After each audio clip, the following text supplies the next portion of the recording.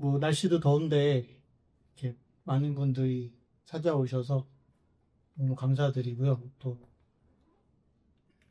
좋은 그 글과 발표를 준비해 주신 두 분 비평가께도 감사의 말씀 전합니다. 뭐 이렇게 여러분들 이제 질문도 받고 뭐 건축가분들의 얘기도 뭐 궁금하기도 한데 제가 일단 뭐 몇 가지만 제 감상을 좀 얘기를 하자면 아까 그 이담희 선생님 그 발표하실 때 이제 그 잠깐 뭐 약간 우스갯소리 비슷하게 이제 송유열 선생님이 왜 포스터에 박정현 이담희 얼굴이 없고 그 마파라차랑 저기 아크로마티 얼굴 그냐 그런 말씀 하셨다고 얘기하셨는데 아주 적절한 지적이라고 생각을 하고 그러니까 이제 그 얘기를 좀 드리면 이게 이 행사나 이제 모임 자체가 뭐 여러분들에게 어느 정도 설명은 됐지만 조금 더 강조를 하자면 이거는 이제 건축가의 모임이나 뭐 행사라기보다는 그러니까 건축가가 주인공이 건축 비평가의 가 주인공이 되는 그런 모임과 행사라는 점을 좀 분명히 하고 싶어요. 그래서 이제 뭐 포스터의 그 디자인은 굉장히 잘못된 것이다. 그렇다고 해서 뭐 다음번에 이제 제 얼굴을 실어달라는 얘기는 아니고, 이거 뭐 그 사람의 얼굴보다는 뭐 다른 게 좀 이전에 들어갔으면 좋겠는데 어쨌든 그런 뭐 얘기를 좀 하나 드리고 싶었고, 그다음에 두 번째는 특히 이제 박정현 선생님 발표의 이제 뒷부분에서 그 어떤 한국 건축 비평, 뭐 한국 건축뿐만 아니라 사실 건축 비평 자체가 맞이하고 있는 어떤 한계 내지는 이렇게 무기력함에 대한 말씀을 하셨는데 그 부분에 대해서 저도 뭐 많은 부분 이제 정리를 하면서도 사실 오늘 제 행사를 제가 이렇게 보면서 느꼈던 점 중에 하나는 아니 건축 비평가들이 나와서 이렇게 재밌는 이야기를 해줄 수 있다면 뭐 괜찮은 것 같다라는 또 굉장히 희망적인 낙관적인 생각을 하게 됐어요. 그러니까 사실 뭐 건축계에 뭐 행사가 이렇게 활발하고 막 많지는 않지만 이제 대부분의 경우에 이제 뭐 그런 행사들을 하게 되면 이제 건축가들이 주로 주인공이 돼서 이제 자기 작업을 얘기한다거나 자기 건축에 대해서 설명한다거나 그런 행사들은 뭐 심심치 않게 많이 있잖아요. 근데 이제 이런 자리에서 이렇게 사실 지금 건축가 분들 한마디도 좀 못하시고 그 비평가 분들만의 이야기로 이렇게 재밌는 얘기를 풀어낼 수 있다면 뭐 그거 자체로 상당히 뭐 무기력함에 대한 뭐 그런 것들이 있긴 하지만 뭐 희망적이지 않을까 이런 생각을 또 했어요. 그리고 이제 제가 좀 말이 많아지는데 한 가지만 더 말씀드리면 이제 두 분의 이제 비평가 분들의 이제 이야기를 들으면서 이제 사실 뭐 저도 이제 이런저런 고민들을 많이 하거든요. 비평가 건축 비평을 이란 게 도대체 뭔가 스스로를 이제 건축 비평가라고 한다면 그 사람 도대체 뭐 하는 사람일까 이런 생각들을 많이 하게 되는데 제가 뭐 그냥 갖고 있는 생각 중에 하나는 이제 몇 가지 한 세 가지 정도의 이제 건축 평가의 뭐 일이라고 해야 되나요? 책무 같은 게 있다라고 생각을 해요. 첫째는 이제 뭔가 분석을 하는 사람이라고 생각해요. 건축 평가. 그러니까 자기가 이제 분석해야 되는 텍스트로서 건축물이 존재하고 그걸 충실하게 보고 분석하는 일이 가장 기초적인 기본적인 일이라고 생각을 하고 물론 그 일도 저 포함해서 많은 건축 비평에서 사실은 제대로 되지 않는 게 현실이긴 하지만 이거는 이제 뭐 다른 분들을 얘기하는 게 아니라 제 자신에 대한 반성인데 뭐 어쨌든 그게 굉장히 필요하다고 생각을 하고 두 번째는 그 피평가가 스스로 처해 있는 어떤 역사적인 조건에 대한 고민이 필요하다고 생각을 해요. 나는 도대체 어떤 조건 안에 있고, 그니까 그걸 이제 아까 원래 박전 선생님이 얘기하신 용어를 빌리자면 일종의 이제 지평인 것이죠. 내가 처해 있는 지평이 무엇이냐, 어디에 있냐, 내가 이것을 인식하는 것이 굉장히 중요하다고 생각하고, 그리고 세 번째는 글쓰기에 대한 생각이 필요하다. 이거는 이제 비평 그 자체에 대한 생각. 그리고 내가 글이라는 매체를 통해서 뭔가 건축에 대한 이야기를 하는 것인데, 이 글쓰기라는 행위가 도대체 무엇이냐, 건축 비평 글쓰기라는 게 도대체 무엇인가에 대한 생각. 이 세 가지가 저는 뭐 중요하다고 생각합니다. 근데 대단히 공교롭게도 일단 박지원 선생님 글에 대해서 얘기를 하면 그 세 가지가 아주 명료하게 이렇게 구분이 돼 있어요. 그래서 이제 전반부를 보면 이제 건축에 대한 비평, 그러니까 분석이 있고, 그다음에 이제 두 번째에서 그 역사적인 조건에 대한, 그러니까 우리가 처해 있는 조건에 대한 이야기가 있고, 세 번째는 일종의 이제 메타 비평으로서 자기가 하고 있는 글쓰기에 대한 인식이 있다는 거죠. 그리고 저는 이담희 선생님이 발표하신 것도 약간 다른 방식으로 그 세 가지가 다 존재한다고 생각을 해요. 그래서 일단은 뭐 건축에 대한 굉장히 뭐라 해야 될까요?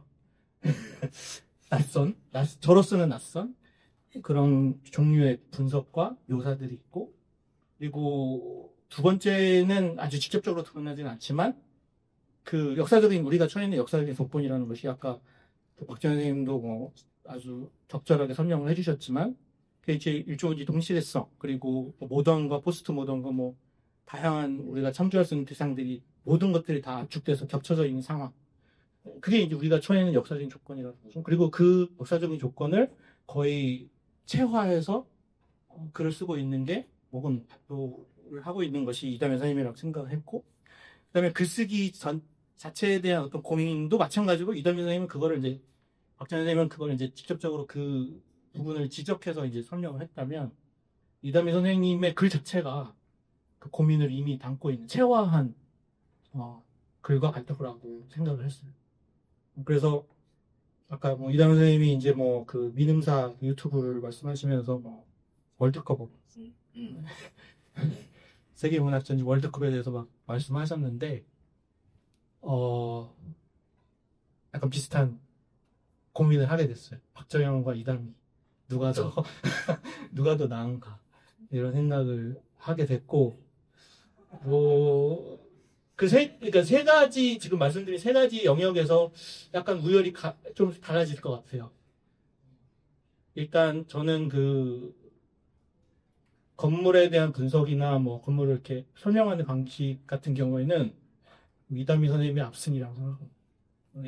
박지원 선생님한테 좀 죄송하지만 뭔가 이렇게 그 세자매 집을 설명하면서 그 박완서의 단편집을 경유해서 동일성의 문제와 뭐 그 동일하지만 동일하지 않은 것 사이를 이렇게 넘나드는 이 솜씨는 뭐 대단하다고 생각했습니다.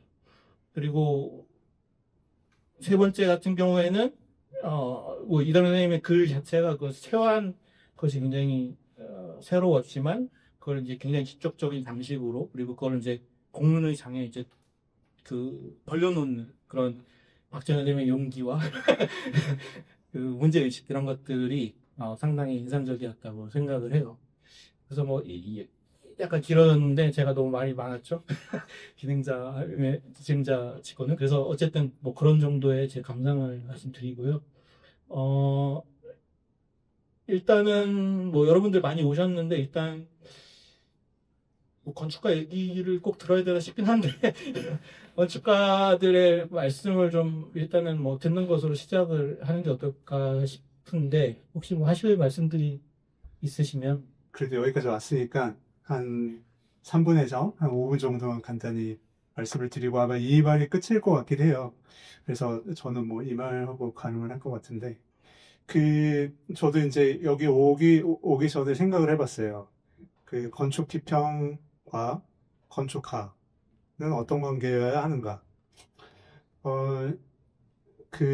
저는 이제 어떤 생각을 했냐면은, 결국은 연대가 굉장히 중요하다고 생각을 합니다. 연대. 왜냐면 지금 저희가 처한 현실은, 어, 일도 없고, 그리고 서로가 이제 거의 생존 싸움을 벌이고 있는 상황이라, 어, 그, 제가 이 옆에 있는 건축가보다 관심을 더 끌어야 되는 거죠. 그래서 더 이상하고 기괴한 것들을 합니다. 그걸 통해서 이제 영업을 하고요. 그러다 보면은 건축가들이 파편화돼. 혼자만 움직이게 되고, 그리고 점점 소통을 잃어갑니다. 그리고 이제 자기 사무소에서 이제 열심히 설계를 하는 거죠. 근데 이제 제가 되게 좋아하는 하버마스라는 그 사회학자가 그 이성이 굉장히 폭력적이라고 얘기를 했거든요. 그러니까 골방에서 혼자 뭘 하면서 머리를 쓰는 거, 그거 굉장히 위험한 겁니다. 그게 결국 하버마스가 보기에는 이 양차 세계대전을 일으킨 이성의 힘이라고 얘기도 하기도 했고요. 근데 어떻게 보면은 그거 같아요, 저는. 그러니까 각자 최선을 다해서 열심히 하지만 그게 굉장히 폭력적일 수 있다, 서로에게. 뭐 건축가도 그렇고 저희도 굉장히 이성적인 사람들이고 비평가분들도 그럴 텐데 그 이성이 과연 어떤 이성일까를 좀 고민을 해봐야 되는 것 같고, 그래서 치료 방법은 의사소통입니다. 하버마스도 그렇게 진단을 했어요. 의사소통적 이성을 갖는 것. 그래서 이제 뭐 쉽게 말하면 서로가 서로를 검증해 주는 거죠. 혼자 너무 독단적으로 머리를 쓰지 말고 이런 공론장을 자꾸 마련을 해가지고. 근데 지금도 굉장히 원사이드한 소통 방식이기 때문에 이것도 저희가 제도적으로나 뭐 어떤 상식적으로 고민을 해볼 필요가 있는 것 같아요. 그래서 어떻게 하면 이거를 소통을 통해서 연대를 할 것인가? 연대를 해야 된다고 저는 생각을 해요. 왜냐면 너무 힘이 없으니까, 건축까지. 저도 뭐 지금 학교 프로젝트를 발주처하고 뭐 이렇게 해보면은 정말 힘이 없어요. 저희 직업군은. 그래서 그 힘을 갖기 위해서 연대를 해야 되고, 건축가들은 다양한 프랙티스에 대한 엄청난 실력들이 있고 전문가들입니다. 다만 그들 스스로 완벽하게 아젠다를 만들어내는데 힘이 붙일 수 있어요. 근데 비평가들은 그런 프랙티스는 없죠. 그래서 저희가 보기에는 좀 되게 허무맹랑한 말씀을 많이 하실 때도 있어요. 그렇지만 그들은 굉장히 개념적이고 어떤 사고의 틀을 가지고 있고 풍부한 역사적인 어떤 이런 배경 지식을 갖고 있기 때문에 연대를 해야 되고, 그 연대는 말처럼 쉽지는 않아요. 굉장히 고도로 훈련된 사람들끼리 머리를 싸매야 그 연대의 방법을 찾을 수 있을 것 같습니다.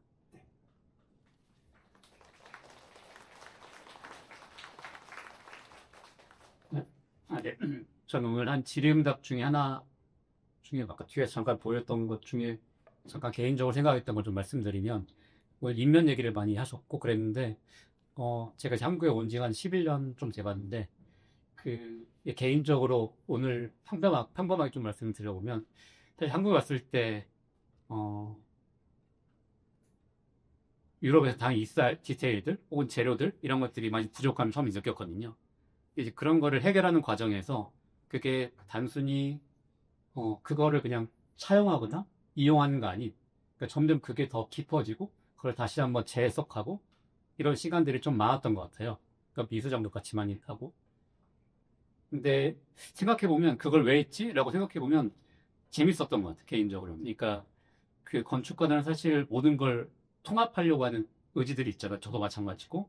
뭐 저희도 공모전을 많이 하지만, 근데 공모전을 하다 보면 기본적으로 아까 뭐 말씀하신 것도 있는 것 같은데, 기본적으로 큰 아이디어를 만들고 이걸 뭔가 통합해서 시작해서 연역적으로 만들어가는 과정들이 사실 많이 있는데, 그러다 보면 개인적으로는 좀 놓치는 것들이 있었던 것 같아요. 그러니까 거기서 얻은 재미도 있는데, 아니니 개인적으로 흥미도 있고, 근데 각각의 요소들, 건축 요소 혹은 뭐 사람 팔과 다리 요소, 건축, 뭐 소nom토 어떤 것들에 대해서 좀 진짜 네가 원하는 게 뭐야? 라고 생각을 해봤을 때 좀 깊이 고민해. 그게 정답은 아닐 수도 있지만, 고민해봤는데 그럼 너 고민을 왜 했어? 라고 하면 재밌었던 것 같아요. 그러니까 그거를 고민하고 만들어보고, 그게 꽤 의미가 있는 거구나 라고 재미를 느끼는 게 저한테는 좀 컸던 것 같고, 그래서 여러분도 뭐 저희가 느끼지 그 재미가 어떤 가치를 만들어냈을 때 그걸 꽤 이게 우리가 이게 어떤 치장이 아니고 여러 가지 의미를 통해서 가치를 확산시켰다 하는 거가 있는 게 개인적으로 좀 흥미롭고요. 여러분도 당연히 다 각자 작업들마다 그 의미 있게 작업하시겠지만 저는 약간 생각해 보면 그런 과정을 좀 거쳤던 것 같습니다. 저 같은 경우는 처음에 이제 이 비평의 회복이라는 거창한 이 자리에 저희가 이제 선정이 됐다는 것 자체만으로도 되게 의구심이 있었고, 가장 먼저 든 건 도대체 왜였어요. 저희가 이제 뭐 자격지심은 아닌데 과연 어디서 저희에 대한 무엇을 끌어들여갖고 비평을 과연 할 수 있을까? 그리고 이제 예전에 뭐 답사하면서 좀 표정이랑 또 신나누면서 때 한 말이 있었는데, 저는 요즘 계속 그 생각을 하는 게 이제 비평님 당연히 또 이제 왜 바르체서 선생님 말씀하셨던 것처럼 어떤 건축의 이 치열한 너무 어려운 문제도 있고 이런 것들이 나오는 게 뭐 다양한 의견들도 있지만 저도 아주 거시적인 관점에서는 소통의 문제라고도 보고, 그 다음에 이제 이런 것들이 제도권 안에서 어떻게 좀 더 풍부하게 제도적으로 정착이 되고 여러 가지 소통의 그 방법론들이 되게 활발하게 좀 돼가지고 평론도 건축이 성장하면 그만큼 평론도 성장한 거다 이렇게 이제 보는데, 그 방법론 중에 하나가 이제 어떻게 보면 저희 같은 사람들이 평론의 잣대가 어느 정도 있어야만이 평론을 할 수 있다라는 그 평가 기준 자체가 굉장히 풍부해져야 된다 저는. 그래서 예전에는 우리가 평론은 우리가 할 수 있는 건축가다 혹은 작품이다 작업이다 이런 것들이 이 범주가 굉장히 넓어졌는다고 생각하거든요. 그래서 우리가 평론을 해야 될 것과 하지 말아야 될 것에 대한 어떤 우리가 갖고 있는 약간 무의식적인 어떤 그 경계를 좀 약간 허물어뜨리는 것부터 좀 시작해야 될 것 같은데, 그러다 보면 이제 저번에도 이제 좀 큰 얘기로 뭐 교육이 문제다. 초등학교부터 무슨 뭐 건축을 가지고 제도적으로 가르쳐가지고 뭐 이런 얘기도 이제 보스켓으로 하게 됐는데, 우리 건축가들끼리 혹은 또 평론가와 또 기타 정책 결정자들이라든지 뭐 정치인도 그게 본주 안에 들어가겠지만 이런 것들이 평론이 좀 쉽게 다가갈 수 있는 방법도 될 것이고, 혹은 그 평론을 통해 가지고 우리가 실생활에 되게 밀접하게 접근할 수 있는 어떤 그런 방법들도 좀 생각해 봐야 되지 않을까 생각이 듭니다. 감사합니다.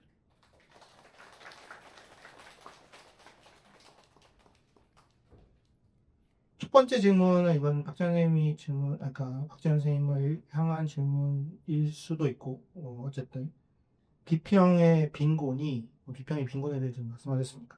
건축의 이미지를 녹여서 데이터베이스화하고 유의적인 차이들만 만들면 건축가 서사의 빈곤함은 아닐지옵까? 비평의 빈곤이 건축가의 서사의 빈곤 아닐지 같던 마크로마키는 평면으로, 아파르체는 인면으로 무엇을 말하고 싶은 것인지, 칼포퍼는 의견으로 주장을 특별했습니다. 의견을 내고 싶은가요? 주장을 내고 싶은가? 그러니까 질문의 요지는 비평의 빈곤이 건축가 서사의 빈곤 아니냐, 뭐 이런 것 같아요. 자, 다음에 그럼 그렇지 않을까요? 그 건축물이 한국 도시나 사회에 갖는 하장에 대해서 논하는 글이 필요할 테고요. 뭐 그런 것들 말고 제가 생각하는 비평은 조금 더 좁은 비평이라고 할 수 있는데, 한국 건축계에서 요구하는 비평은 굉장히 도구적 비평입니다. 그래서 건축가들도 내가 지금 하고 있는 게 뭔 것처럼 보이냐라든지 그런 걸 물어본다고 치는 자리에서는, 뭐 아니면 좀 요구하는 거는 그래서 어디로 가야 되느냐, 내가 어디까지 왔느냐, 뭐 이런 식의 얘기들이 있거든요. 그래서 일단 그 비평의 그 질문에 대한 답은 그 모든 사람이 다 다를 수 있을 텐데, 적어도 저한테는 지금 와서는 건축가 개인의 빈곤 뭐 이런 걸 떠나서 비평의 빈곤이라고 생각합니다. 여러분 지금 생각나시는 비평가가 누가 있나요? 돌아가시거나 돌아가시기 직전이나 아닌 사람 말고. 그러니까 있겠죠. 있는데 그게 이제 그게 예전에 비평이 갖는 힘. 내가 저거를 안 읽으면 저 건물에 대해서 모르는 것 같은 불안을 야기하거나 그런 글들이 없는 것 같은데요, 저는. 그러니까 제가 물론 이제 이 말을 할 때 제가 그래도 쓸까 말까 하다 고민되다 안 쓴 건데, 제가 생각하는 게 저도 저의 몸뚱아리 안에 갇혀 있으니까 중년 남성 모더니스트 베이스 비평이다 라고 하는 생각은 들어요. 그러니까 예전에 건축 비평계의 주도적인 담론의 형태였던 그게 빈곤해졌고, 최근에 뭐 너 안 읽어서 그렇지 뭐 퀴어 담론도 있고 온갖 새로운 얘기들이 있다라고 하면 뭐 저도 오케이 하는데, 그게 예전 같은 건축계의 구성원 전체한테 내가 저걸 모르면 안 될 것 같은 불안감과 이렇게 동기를 자극하느냐라고 물으면 안 그렇다라고밖에 답을 못 하는 거죠. 그러니까 각자의 고언이 있는 거고, 그러니까 저는 그걸 말하는 거예요. 글이 아예 없어졌다는 게 아니라, 바꿔 말하면 읽어야 할 글이 500배로 늘어난 걸 수도 있고, 500배로 늘어났기 때문에 아무것도 안 읽어도 뭐 내일 지나면 또 하나 생길 건데 뭐 이런 생각이 들기도 하고, 뭐 이런 상황이라는 거죠. 그러니까 이게 꼭 이제 이건 건축 비평의 문제뿐만 아니라 비평이 붙는 모든 영역에서 다 마찬가지일 거라고 생각합니다. 영화 비평이 5별점으로 줄어든 지 오래잖아요. 누가 요즘 영화 비평을 읽습니까? 있겠죠. 있는데, 그러니까 예외적으로 있는데, 예전에 비해서. 그리고 제가 마이크를 진 김에 한 번만 짧게만 더 말씀드리면, 비평의 존재는 그 인류 역사상 예외적이었다라고 믿어야 되는 것 같아요. 그러니까 20세기에 짧았던 시간만 비평이라고 하는 영역이 전 분야에 있었고, 이렇게 생각할 수도 있지 않을까? 뭐 이런 얘기까지 드네요. 그래서 제 문제일 수 있습니다. 그 인식하고 있죠. 그래서 확장하려고 대단히 애를 쓰지만 아직까지 잘 안 되더라고요. 네. 그리고 그건 단순히 제가 최신 단문을 배워서 이게 있으니까 이걸 써먹자 수준이 아니라 완전히 그게 제 정신 세계 자체가 세팅되어야 되는 거거든요. 그거 아니면 다 사기죠. 또 막 유행하면 또 바뀔 테니까. 그거 말고 그건 정말 쉽지 않은 것 같아요. 저도 그래서 부단히 노력하는데, 이렇게 발표하는 글을 쓸 때는 여전히 올드 스타일로 쓰는 것 같다고 생각합니다. 비평이냐 이게 평가가 아니다는 의고 있는데요. 아까 제가 그냥 길어져가지고 그냥 읽지 않아도 좀 넘긴 부분 중에서 제가 이제 계속해서 반복해서 쓰는 게 계속 말하고 많이 말하고, 근데 그 방식이 이제 살펴보고 돌보는 방식이어야 된다 막 이렇게 썼거든요. 근데 평가를 뭘 해요? 근데 이게 그러니까 우리에게 어떤 식으로 의미작용을 하는지에 대해서 얘기를 끌어내는 거지, 사실 그렇게까지 좋은 건물이 얼마나 많고 그 생각을 디자인하는 저 입장에서 좀 하는 편이라서. 근데 이게 이걸 통해서 우리가 얘기를 하게 되는 게 뭘까에 대해서 해야지 라고 생각을 하고요. 아까 그 방에 대해서라던가 이질성에 대해서 왜 생각 안 해보냐, 저는 저 이런 얘기하면 안 되는데 이제 건축계가 너무 남초사회여가지고 뭔가 이 어떤 이질과 소외의 건강에 대해서 너무 생각을 안 한다고 해야 되나? 그게 아까 제가 느낀 왜 그런 생각을 안 하지 문제거든요. 근데 그걸 생각하는 게 저는 개인적으로 어떤 디자인을 하는 입장에서 비껴간다 이런 표현하는데 그런 상상을 해보는 동력이 되는 것 같아요. 너무 네, 그렇습니다. 근데 예상한 반응이 있고 이런 차이들을 다시 점검을 하는 것 같아요. 좀 산만했던 건 죄송합니다. 제가 조금만 더 제 생각을 좀만 짧게 할게요. 그러니까 이런 거죠. 그러니까 제가 자꾸 박재현 선생님한테는 죄송하지만 선생님 좋아하고 존경하지만 이제 이 얘기는 해야 될 것 같아요. 그러니까 예를 들면 이런 모습인데, 박재현 선생님은 예를 들면 세자매 집을 설명할 때 이제 양쪽의 메스가 온 방이 이제 동일한 정사각형인데 그것의 차이가 예를 들어 발코니의 조정이라든지 창문의 크기의 조정이라든지 이런 것들의 미세한 조정을 통해서 두 개를 다르게 만든다. 이렇게 이제 설명을 한단 말이에요. 이거는 굉장히, 그러니까 다른 분들은 모르겠지만 저로서는 굉장히 익숙한 설명이에요. 그러니까 익숙하다는 게 그 설명 자체가 뭐 잘못했다라는 뜻이 아니라 우리가 이렇게 열심히 들여다보고 어느 정도 이렇게 그 건물에 대한 분석을 통해서 이제 할 수 있는 말이란 말이죠. 근데 저는 이담희 선생님이 그 두 개의 방을 설명하는 방식은 그것과는 이렇게 조금 다른 종류의 그러니까 뭐 이담희 선생님은 뭐 그게 굉장히 익숙한 방식일 수도 있지만 저나 박자 선생님 같은 사람들이 이게 할 수 없는 방식으로 설명을 했다고 생각해요. 그래서 이제 제가 아까 그 건물의 어떤 분석의 영역에서는 분야에서는 뭐 이담희 선생님 압승이라고 제가 그냥 말씀드린 것은 그런 차원에서의 얘기였다고 일단 제가 좀 약간 부연을 합니다. 태태로 죽는 남자가 갖는 그 간말이 한계가 있어요. 그거 인정합니다. 그렇지만 또 한편으로는 제가 받은 비평의 훈련은 가급적 건축주 얘기 안 하는 겁니다. 그러니까 건축주 얘기는 저보다 건축가가 더 잘할 수 있어요. 그러니까 받아쓰기죠. 전 받아쓸 수밖에 없고 건축가한테 들은 얘기를 제 나름대로 재구성해서 얘기할 수 있을 것뿐이라고 생각했고, 그리고 그 건물이 그 건축주가 바뀔 때도 살아남을 수 있는 어떤 구조물이잖아요.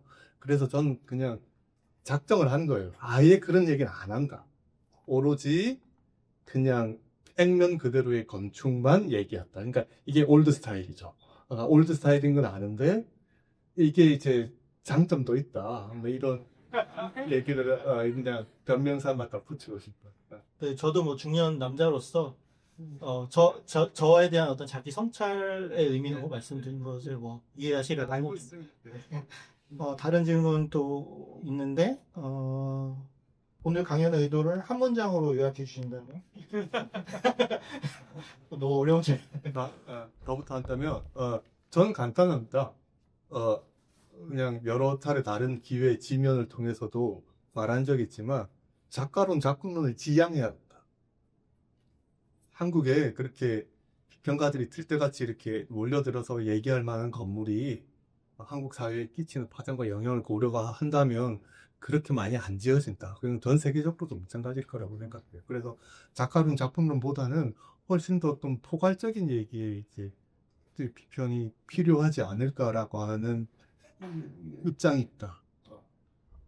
참 활발히 이제 작업하시는 건축가분들 모셔놓고 활발히 작업 못한 사람이 할 얘기는 아닌데 사실 마지막 페이지에 이제 그 마크 피셔가 자본주의가 영원할 것 같다면서 쓴 글이 있는데 사실은 저희 최근의 고민은 오히려 한국 건축가의 멸종에 대해 생각하기 때문에 그냥 제가 공모전을 열심히 안 봐도 뭐 서울 기준이긴 한데 그게 개발하면 기부채나 땅에 뭐 용적률 건폐율 공공건물인데도 다 채워가지고 서 있으니까 그래서 저는 오히려 껍데기에 관심이 예전에 없다 생긴 것 같아요.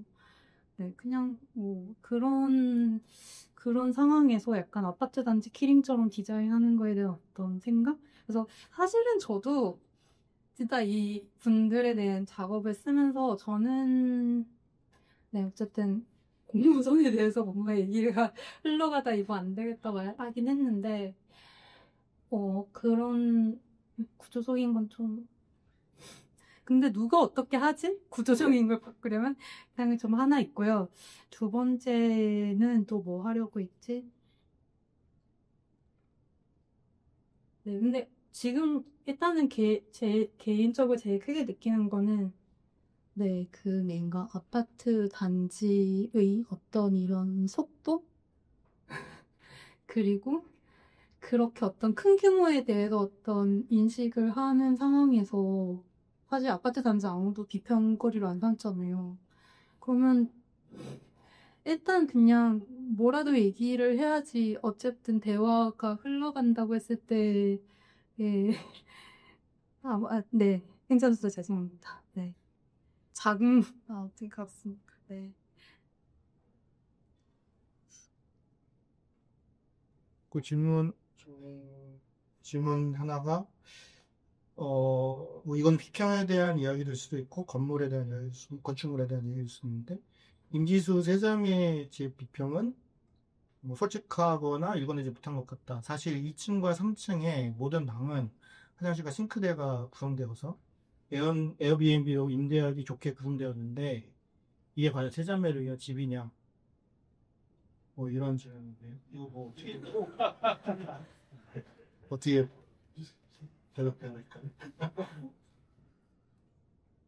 제가 건축가분이 답변. 원하시는 근데 저는 오히려 설명을 그 본인이 설명한 걸 읽고 뭔가 죄송해요 뭐라는 거야? 집이 뭔가 계속 바뀔 상황에 대해 염두를 두시는 거를 굉장히 이렇게 우아하게 쓰셔가지고 제가 못 알아듣고 근데 집이 바뀌죠. 그래서 저는 이 건축가 언급이 이번에 경험하게 됐는데 어려운데 제가 아까 그런 거예요. 이은태 저도 독신이라고 쓸 뻔했는데 싱글 세자매의 질이라는 구성 근데 어쨌든 또 연령대를 고려해 보면 집을 사용에 대해서 변화가 있다는 가능성을 염두해야 될 것 같고 그런 씨앗 삼아서 그런 게 있을 법 하가는 저는 그런 납득의 방식으로 했던 것 같아요. 일단은 솔직하게 말씀드리면은 실제적으로 방한한 것이라나 저희 이제 다 80대부터 이제 예수 후반 때까지 세자매는 이제 되게 연배가 있으실 때 저는 솔직히 말씀드렸을 때 이제 앞으로 사시면 얼마나 사신다고 방 하나 거실 하나 딱 깔끔하게 사시면서 나눠 가지셔라. 그리고 이제 그 진에 이제 그 큰오빠분이 계시고 조카들이 또 세 남매가 있어요. 어차피 그 남매들이 집을 갖게 되거든요. 나중에 상속을 받게 되거든요. 그러니까 이제 서울의 집에 이제 다 지내에 사는데 세 남매가 어차피 이제 한 층씩 가져갈 거란 말이에요. 그러면 이제 그 에어비앤비로도 혹시나 각 이제 나눠서 할 수 있지 않겠느냐라는 그러니까 미래지향적인 걸 얘기를 하면서 초기에 계획을 잡았다가 나중에 이제 공사를 하면서 이제 이 골조가 올라가고 나서 이제 우리 세 할머니 이분들이 60이 생긴 거죠. 누구 줄 생각을 하지 말고 우리가 사는 걸로 합시다. 그래가지고 실제적으로는 방 하나 거실 하나가 아니라 방에도 상수, 하수, 웬만하면 다 묻어놓기로 했습니다. 근데 이제 그걸 다 없애버리고 방 하나 거실 하나라고 했고 어차피 세 분들이 다 커리어 분들이세요. 그래서 자기 작업실이 필요하시고 글 쓰는 공간, 피아노 치는 공간 뭐 이런 식이 다 필요하기 때문에 또 이제 또 약간 그 무리에서는 각자 또 약간 이제 인싸들이셔가지고 참 이렇게 손님들이 많이 오시기 때문에 꼭 자기 방 옆에 거실 두셔야 되는 게 있어. 저 이게 뭐 에어비앤비다 뭐 이럴 수 있어도 그들이 만족하신다면요 저는 뭐 바라겠습니다.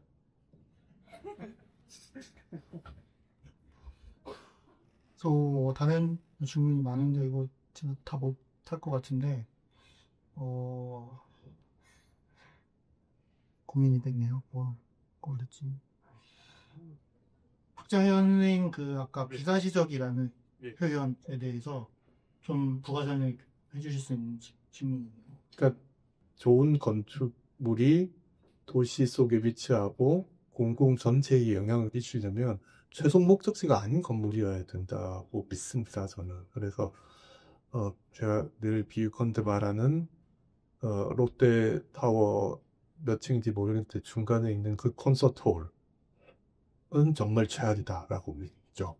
그러니까 클래식 음악에 관심이 없어도 도시만 가운데 있으면 오는 길에 가는 길에 뭐가 있구나, 저런 게 세상에 있구나 라고 하는 걸 알 수가 있죠. 그러면 그 주변에 도시가 그 공연장의 배후 시설이 될 수도 있고요. 근데 가보신 분은 아시겠지만 음향은 좋은데 끝나고 나면 문 닫힌 상가를 이렇게 다 통과해서 나오는 정말 비가시적인 것, 바깥에서 보이지도 않고 뭐 그런 거를 나타내는 거였어요. 그러니까 차리 카페도 좋은 건물이지만 그 건물 자체가 갖고 있는 어떤 가치 말고 그게 이제 주변 환경과 도시는 아니지만 주변 사람들한테 미치는 영향 fun계를 생각해야 되는 거잖아요. 그게 아니라 그냥 건물 하나를 그냥 닫힌 구조로 이해할 거면 뭐 이런 자리가 필요도 없을 테니까 그런 의미에서 말씀드릴 겁니다. 그러니까 드러나야 우리한테 노출되어야 그것에 대한 비판을 하든 뭐 아니면 여러 가지 논의가 촉발되든 할 텐데 그러지 못하는 건물들이 너무 많다는 거죠. 안도다도이 뮤지엄상 가보셨어요? 저는 안 가봤는데 별로 가보고 싶지도 않고 그 특별한 경험을 위해서 그 비용을 들여서 가야 되나? 뭐 이런 생각들을 하게 되죠.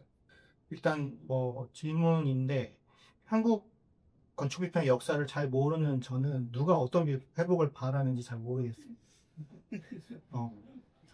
그래서 뭐 그런 코멘트가 하나 있었고 거기에 대해서 뭐 좀 하실 말씀이 있으시면 좀 해주시면 좋을 것 같고 그 다음에 그 관련해서 비평의 강조가 비평의 회복인가 개인적인 감상과 비평의 경계가 어디쯤인가 이 장의 목적이 무엇이냐 목표가 있느냐 건축 비평의 확대로 어떤 흐름을 원하시는 것이냐 건축 내에서의 확장이냐 일반 대중을 포괄하는 담론의 장이냐 뭐 이런 종류의 질문들이 있어요. 그래서 그거를 좀 묶어서 그러니까 이제 도대체 이거 뭐 하는 거냐 그러니까 비평을 어떻게 정의하는지에 따라서 한국 현대 건축 비평이 언제부터 있었냐 논의할 수 있겠죠. 근데 이제 분명한 거는 80년대인 것 같습니다. 그러니까 60, 70년대에는 비평적 활동이라고 하는 게 별로 없었고 80년대에 이제 다른 분야도 다 마찬가지지만 이제 민주화 운동과 함께 사회상이 바뀌기 시작하면서 도처에서 이제 각 분야의 비평적 활동이 벌어지거든요. 그래서 지금 이 자리에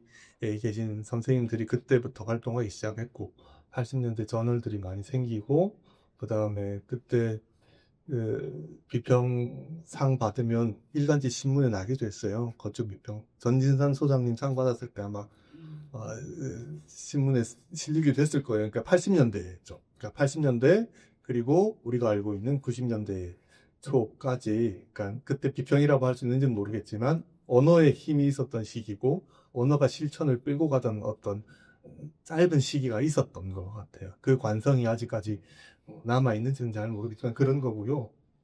비평 저는 일단 대중적인 관계에 관해서 저희 입장은 있습니다. 내부를 다지지 못하면 바깥에서 관심을 안 가진다. 우리가 잘하면 관심을 가질 거고 우리가 못한 상태로 계속 바깥에서 얘기해봐야 뭐 할맹이가 없는데 뭐 들여다보겠냐 하는 생각이 있습니다. 그래서 저의 일단 그 목표는 내부를 다지는 것이라고 생각합니다. 제가 이제 사면의 입장에서 받아들이기로는 아직 그거를 초점을 좀 좁혀가지고 이거에 집중하자라기보다는 지금 첫 회이기도 하고 어떤 비평의 회복을 위한 동력이란 표현이 쓰는데 어떤 원동력을 삼기 위해서 어떤 물론 이제 기존에 전문성을 가지고 하고 계시는 분들이 있는데 저 같은 사람이 낀 어떤 죄송해요 다른 분들 통칭하는 건 아니고 그런 사람으로서를 뭐 굳이 자학하진 않더라도 어쨌든 비평이 글쎄요 역사 이론 베이스 방식이 아니어도 진행이 될 수 있는 것이 아닌가. 그리고 그게 꼭 너무 또 인상 비평의 방식은 아니고 제가 조금 하려고 했고 개인적으로 좀 가지고 있는 생각이고 저는 전반적인 문화예술을 읽기하고 조금 긴밀하게 붙여서 보는 것 같은데요. 그래서 개인적으로 그냥 제가 할 수 있는 걸 해서 좋아하는 말좀 기여해보자 이런 입장이었습니다. 그래서 올해는 좀 그런 시도의 어떤 측면도 있다고 생각이 드네요.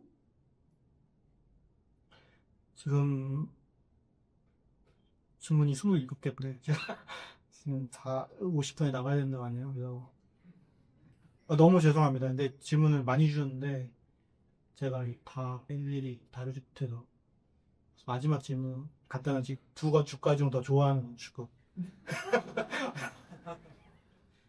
과 이유 뭐 이런 게 있다면 저요? 저희요?